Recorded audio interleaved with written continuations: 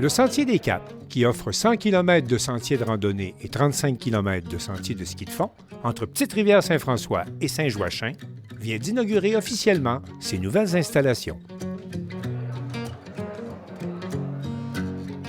Ces investissements étaient devenus essentiels pour répondre aux besoins d'une clientèle en constante progression. Ce qui nous a fait connaître le plus, ça a été la COVID.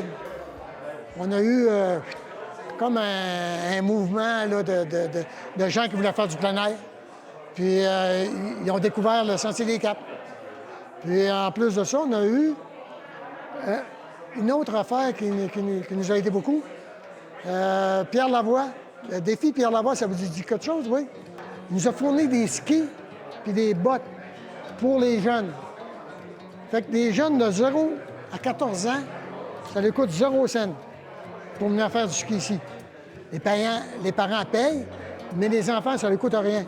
Ça fait que, ce que ça a fait, c'est que ça a amené les parents avec les jeunes de venir faire du ski de fond.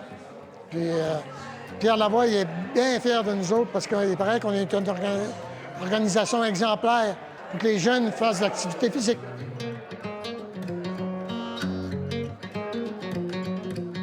Pour Jacques-Alain Bourbeau, qui était le directeur général du Sentier des Caps jusqu'en décembre dernier, ces investissements permettront de bien répondre aux besoins croissants des amateurs de plein air. Le monde du plein air a beaucoup changé depuis la période de la COVID. Le Sentier des Caps a fait énormément de travail pour s'attirer de nouvelles clientèles et le résultat est là. On est passé de 15 000 visiteurs par année à 30 000 visiteurs par année en l'espace de 3 ans, ce qui est énorme. On n'avait plus l'espace pour les accueillir, on n'avait plus les installations pour le personnel, pour travailler intelligemment, et on n'avait plus d'espace pour le stationnement. En fait, il fallait absolument se doter de nouvelles installations pour répondre à notre nouveau marché. Plusieurs aménagements ont été réalisés au site d'accueil situé sur le chemin d'accès au sommet du massif. Les sommes dépensées, le projet total, le montage financier est de 840 000 $. Le Sentier des Caps contribue dans ce 840 000 $-là pour 350 000 $. Alors, 42 de la somme.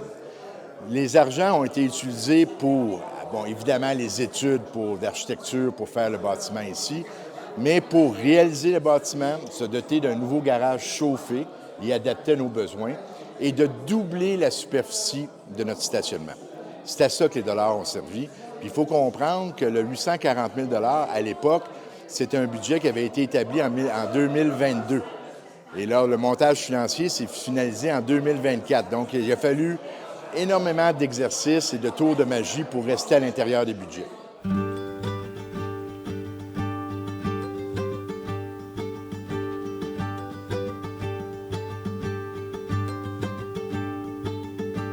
Comment expliquer l'engouement des amateurs de plein air pour le Sentier des Caps?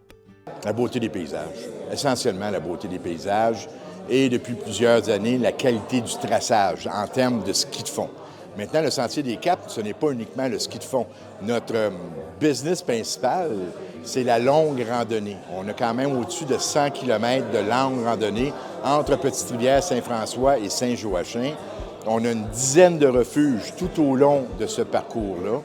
Et je te dirais que le gros de notre business, c'est la longue randonnée.